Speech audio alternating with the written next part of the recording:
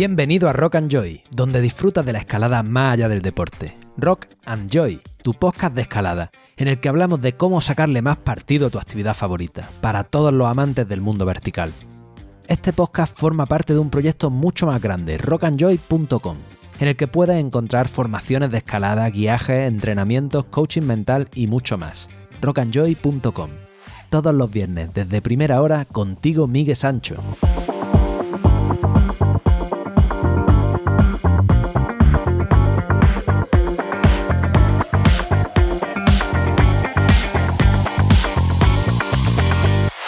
Muy buenas, te doy la bienvenida un viernes más, una semana más a Rock and Joy, una caída perfecta, dinámica, en una nube, tu podcast de escalada.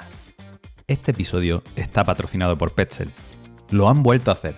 En 1991 inventaron el Grigri, el primer dispositivo de frenado asistido para la escalada, y ahora lo han reinventado con Neox. Olvídate de tirones y disfruta de una fluidez sin igual al dar cuerda. La rueda interna de Neox minimiza la fricción, mientras que el bloqueo asistido te brinda la seguridad que necesitas. Visita el canal de YouTube de Petzl o tu tienda local para descubrir más sobre Neox y experimenta la próxima generación del aseguramiento. Una vez más, Petzl quiere acompañarte en una escalada más sencilla y segura. Y ahora, vamos con el contenido de hoy.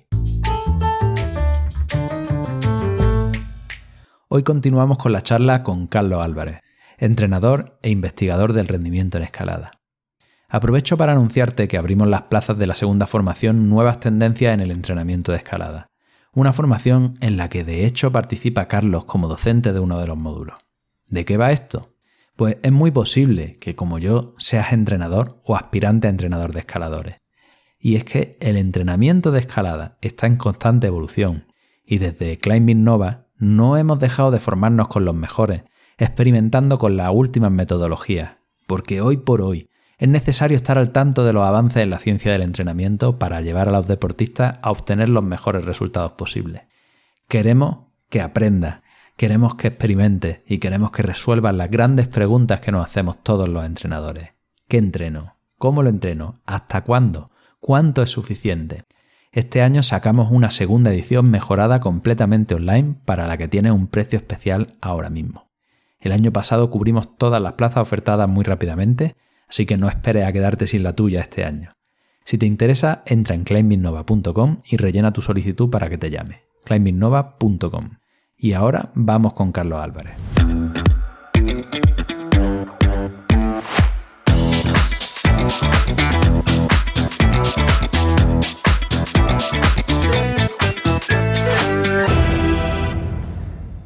Como bien decías, dentro del agarre en extensión puede haber efecto cuadriga en varios tipos de agarre, ¿no? El más común es el primer ejemplo que ponías, que es como coger en tridedo con el meñique más flexionado, y entonces se estaría produciendo efecto cuadriga a la altura del cuarto lumbrical. Pero efectivamente puede haber efecto cuadriga, pues por ejemplo en un monodedo hay efecto cuadriga y hay efecto cuadriga en los dos dedos colindantes, porque el índice puede estar flexionándose más y estar agarrando ese dedo índice con el pulgar, como en el ejemplo que ponías tú antes, y el anular también se está flexionando más, ¿no? Entonces habría, digamos, efecto cuadriga por los dos lados del dedo corazón. En este caso, el superávit de fuerza puede ser muy grande. Yo he hecho mediciones que la fuerza que ejerce ese dedo corazón sin efecto cuadriga versus con efecto cuadriga es el doble, ¿vale? Pero esto no quiere decir que sea siempre así, esto depende del sujeto. Hay sujetos que apenas produce superávit de fuerza el efecto cuadriga. Y hay otros casos que pueden llegar a ser el doble, como en el ejemplo que estoy poniendo. Entonces vemos que una ventaja mecánica que sucede por biomecánica, que no es que suceda porque la entrenamos, está ahí. Y lo normal es que nosotros la aprovechemos escalando. Aquí el problema o la disyuntiva es la siguiente. Oye, si tengo esta ventaja voy a tener más fuerza y como voy a tener más fuerza, en el momento en el que la requiera sin pensarlo la voy a usar. ¿Entreno este tipo de cositas o no las entreno? Mi respuesta es que sí. Mi respuesta es un sí rotundo. Ahora bien, hay que entrenarlo entendiendo que ahí se está produciendo un estrés sobre ciertas estructuras, ¿no? Y hay que tenerlo en cuenta. Y manejar las cargas de manera adecuada para reducir el riesgo de lesión. De hecho, o sea, me estoy acordando hace unos años, por ejemplo, había un vídeo de un médico italiano que decía que no había que arquear porque era muy lesivo y el vídeo se hizo viral. No, no hay que arquear, no hay que arquear. Y es como, a mí es que eso, a lo mejor soy muy duro, pero es que me parece súper poco constructivo y me parece, hablando claro, una mierda de argumento. Es como si le dices a un jugador de fútbol que no tire fuerte porque tiene más riesgo de romperse el cruzado anterior. Pues te van a mandar a tomar por culo, ¿no? A ver, ¿qué te crees? Cuando yo tengo ocasión de meter gol, voy a pensar en... Pues no, lo que habrá que hacer es investigar cómo poder tirar fuerte reduciendo el riesgo de romper el cruzado anterior, ¿no? Pues aquí lo mismo, habrá que buscar cómo entrenar el arqueo o cómo usar el arqueo corriendo menos riesgo de que esto produzca una lesión, ¿no? Y con el efecto cuádriga y el agarre en extensión, lo mismo. Además, los desgarros del umbilical son una lesión que se trata muy bien, que es muy manejable, que normalmente no impiden continuar escalando porque con un vendaje en sindactilia, evitando el efecto cuádriga precisamente, como estás ausentando el estímulo que produce ese estrés sobre esa estructura, te deja seguir escalando. Entonces es una lesión muy manejable. Entonces, bueno, pues sí, hay un cierto riesgo, pero claro, o sea, siempre que haces un entrenamiento, siempre que escalas o siempre que sometes a tu cuerpo a una contracción y por lo tanto a un cierto estrés, hay un cierto riesgo de lesión, ¿no? Entonces, lo que habrá que hacer es precisamente entrenarlo con cargas controladas que no produzcan dolor, que produzcan un estrés asumible para que se produzcan a las adaptaciones pertinentes que mejoren la fuerza y a su vez reduzcan el riesgo de lesión posteriormente. Antes de pasar a otro tipo de agarre, hemos visto esta ventaja mecánica de la cuádriga, pero ¿qué características biomecánicas tiene el agarre en extensión? Bueno, la literatura científica dice que es un agarre que tiene la capacidad de producir menos fuerza que el agarre en arqueo, aunque creo que faltan estudios para matizar esta conclusión, ¿vale? Aunque bueno, en principio vamos a basarnos en ella.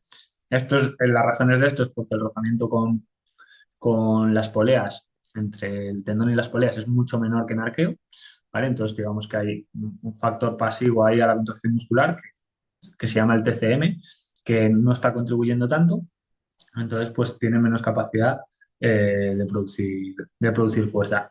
Por contrapartida, tiene mucho menos riesgo de que haya una ruptura de polea, precisamente. ¿Cuál era tu pregunta? Bueno, me está resolviendo que qué características biomecánicas tenía el agarre en extensión, cuándo puede ser ventajoso utilizar el agarre en extensión, para qué lo vamos a querer entrenar.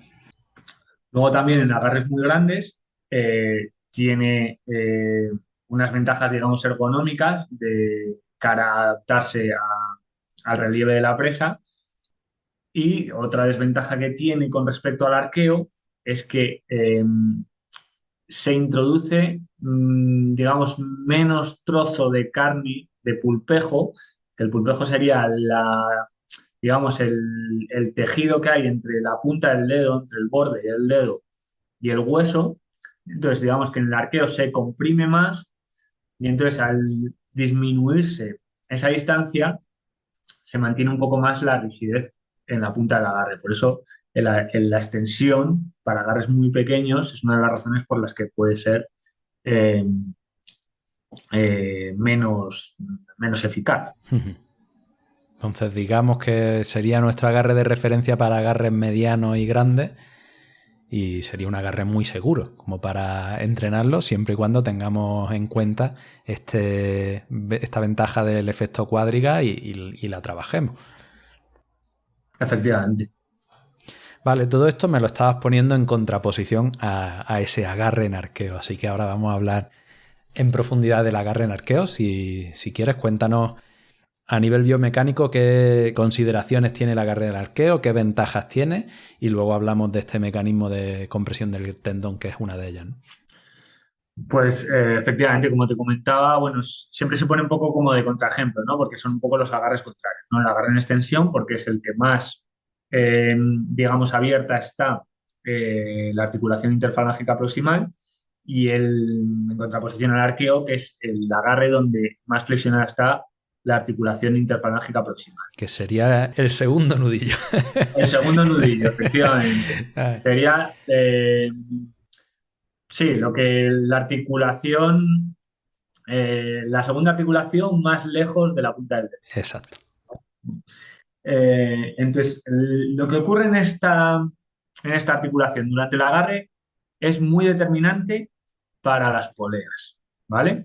¿Por qué? Porque el agarre en arqueo, al estar esta articulación más presionada, imaginaros que hay una cuerda que va por dentro y que esta cuerda va sujeta por unos anillos que son las poleas, ¿no?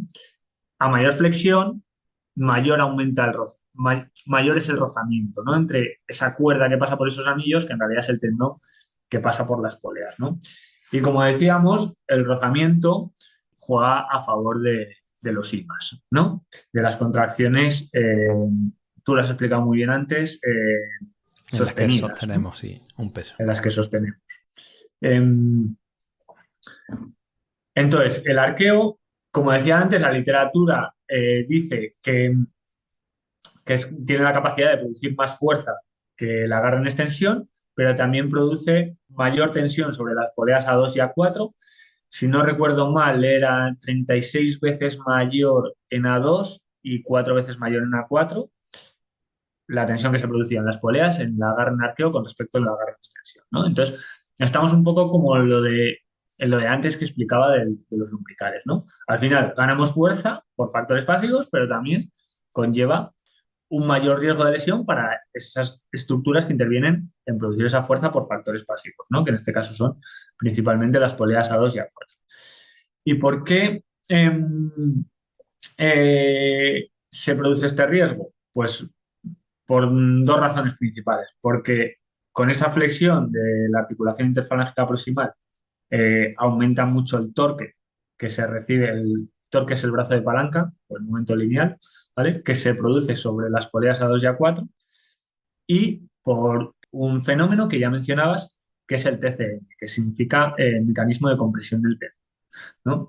Este mecanismo consiste en que las poleas, las fibras que componen las poleas, digamos, en la interfaz que interactúan con el tendón, tienen una determinada orientación, ¿no?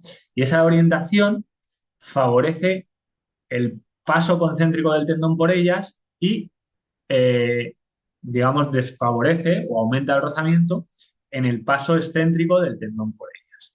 Entonces, ¿qué ocurre en un isométrico sostenido? Que aumenta ese rozamiento con respecto a un pima o a un concéntrico, ¿no? Que es donde tiene facilidad para deslizar. Si aumenta ese rozamiento, ¿qué puede ocurrir? Que ese rozamiento desgarre la polea, ¿no? Un ejemplo que me parece bastante ilustrativo es, imaginaros la piel de foca de un sesquit. En una dirección desliza muy bien, por lo tanto, si una de las superficies que interactúan, la quisiésemos rasgar, pues sería más difícil, ¿no? Porque ese deslizamiento y ese poco rozamiento vendría bien, ¿no? Pero si la queremos desgarrar, en una dirección, desgarra, ¿no? Produce mucho rozamiento y podría llegar a desgarrar, ¿no? Entonces se parece un poco a este fenómeno de la piel de foca. Entonces, digamos que el arqueo, sintetizando, produce más fuerza gracias a este rozamiento, que algunos artículos lo han llegado, algún paper de, si no me equivoco, de Volker Solf y de Schweizer lo llegó a cuantificar, cuánto contribuía este fenómeno de TCM. Aumenta la fuerza, por lo tanto tenemos más fuerza en extensión, pero también aumenta debido, por un lado, al torque que se produce en las poleas y por otro lado, debido a este rozamiento del TCM, aumenta el riesgo de desgarro de polea A2 o A4. Y en consecuencia A3 también que está. Ey, ¿aún no conoces Climskin? Sus productos son uno de mis grandes aliados para la escalada. Un kit que no puede faltar en mi mochila. Porque si dedico tiempo y esfuerzo en prepararme, en entrenar, comer bien y descansar mejor para ir a darlo todo en los proyectos, lo último que quiero es que la piel suponga un freno en mi escalada. Y es ahí donde entra Climskin. Tienen un non-stop kit Welcome Pack, súper fanático, con crema regeneradora para la piel, gel de silicio orgánico para descargar la musculatura, el increíble esparadrapo que es lo mejor que he probado jamás, en serio, con un corta uñas preciso, una lija de madera y un fingercillo. Y todo esto envuelto en un neceser resistente súper chulo que siempre tengo en la mochila. Una pasada para llevar contigo a todas partes, que tienen de oferta en la web y que además, por ser oyente de Rock and Joy, te puedes llevar aún más barato, introduciendo el código JOY, J-O-Y en mayúscula, en el checkout de su web. No te olvides, climbskin.com, climb de escalada y skin de piel, tú juntito.com, y el código JOY, J-O-Y en mayúscula. Entonces vemos que utilizando este agarre en el que ponemos a 90 grados la interfalángica proximal o ese segundo nudillo, como lo hemos bautizado, tenemos automáticamente más fuerza. No sabemos si era en ese paper un 8% más, una cosa así, pero tenemos automáticamente más fuerza sin hacer nada, sin entrenar más. Entonces, bueno, es relativamente normal que sin que nadie lo explique lo acabemos usando. Y estamos de nuevo en ese caso en el que sería interesante decir, oye, como tengo acceso a esta ventaja, la voy a usar, pero la quiero entrenar para intentar minimizar los riesgos de lesionarme estas estructuras que son las poleas. ¿Vale? Y si no tuviéramos esa ventaja, ¿cuándo usaríamos el arqueo? ¿Para qué vamos a usar el arqueo? Aparte de para tener ese poquito de fuerza más. En realidad, no es la única ventaja. Hay algunas ventajas más. Una que yo considero muy importante es que en una regleta que digamos que esté muy afilada, nos permite hacer, como el arqueo también conlleva una hiperextensión de la interfalángica distal, que es la articulación, digamos, más cercana a la punta del dedo, hace que el borde de una regleta se nos clave muchísimo menos en la piel, ¿no? Entonces, habría agarres que si los cogiésemos en extensión, si son muy afilados, automáticamente se nos desgarraría la piel y en arqueo nos permite que no se nos desgarre la piel, ¿no? Eso también lo considero una ventaja muy, muy importante, sobre todo para la escalada en roca. Y luego, otra ventaja muy, muy importante es que la altura a la que se sitúa nuestro segundo nudillo en agarre en arqueo, a lo mejor es unos 6 o 7 centímetros más alta que en agarre en extensión. Es decir, estamos 6 o 7 centímetros más cerca del siguiente agarre. 6 o 7 centímetros es una barbaridad. Entonces, claro, ahí también da una ventaja muy importante. Si tenemos que hacer, sobre todo si tenemos que hacer un paso estático y de regleta a regleta y llegar estático, 6 o 7 centímetros pueden ser muy determinantes, ¿no? Pueden ser que en ese bloqueo o en esa tracción se vea involucrada la extensión de codo o no se vea involucrada la extensión de codo. Entonces puede ser muy, muy determinante, ¿no? Entonces la única ventaja no es que produzcas más fuerza, sino que también produce estas otras ventajas. ¿Cómo deberíamos entrenarlo? Pues como sabemos que produce un estrés mecánico alto sobre las poleas, por un lado, el que produzca ese estrés mecánico no tiene por qué ser necesariamente algo malo. ¿Por qué? Porque a su vez es este estrés mecánico el que produce adaptaciones en las poleas para que luego se hagan toleren más tensión, ¿vale? O sea, se ha visto, hay estudios también que han visto que las poleas de escaladores experimentados tienen adaptaciones estructurales con respecto a escaladores nobles, ¿no? Y seguramente estas adaptaciones se producen por cargas sucesivas a las que se ha ido sometiendo a esas poleas, ¿no? Entonces, por un lado, entrenando el arqueo, esto es una hipótesis, pero con bastante peso, ¿no? Podemos estar eh, produciendo esas adaptaciones estructurales en las poleas. Por otro lado, el tener bastante fuerza en arqueo va a hacer más difícil que eh, el TCM produciendo un mecanismo excéntrico en el que el tendón se deslice excéntricamente por las poleas pudiéndolo desgarrar. Entonces, Aquí en esta última se ha cortado la línea un poco. O sea que va a ser más difícil que te lesiones, ¿no? ¿Es lo que habías dicho? sí, igual aquí debería matizar. Cuando se producen las lesiones de polea, en la mayoría de los casos es porque se produce un pequeño deslizamiento excéntrico del tendón sobre las poleas. Se te Entonces, abre si la tenemos, mano de ese arqueo hacia sí, una aunque sea casi semiextensión. imperceptible, sí, aunque sea casi imperceptible, ¿no? Pero ese microdeslizamiento excéntrico del tendón sobre las poleas, como hemos dicho, que generaba mucho más rozamiento por el TCM, puede desgarrar una polea.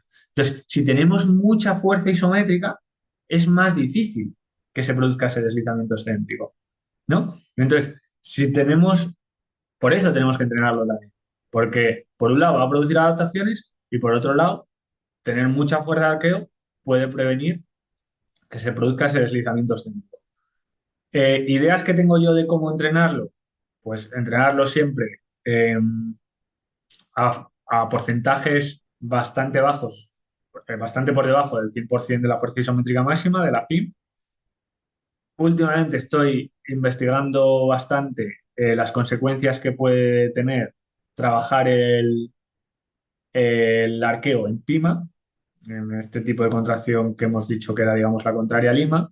¿Por qué? Porque aquí no se puede producir ese deslizamiento excéntrico, ¿no? Entonces, aparte de que cuando hacemos la contracción, no nos estamos, no estamos, digamos, tensionando tanto las estructuras pasivas, en este caso las poleas, con respecto a Lima, ¿no?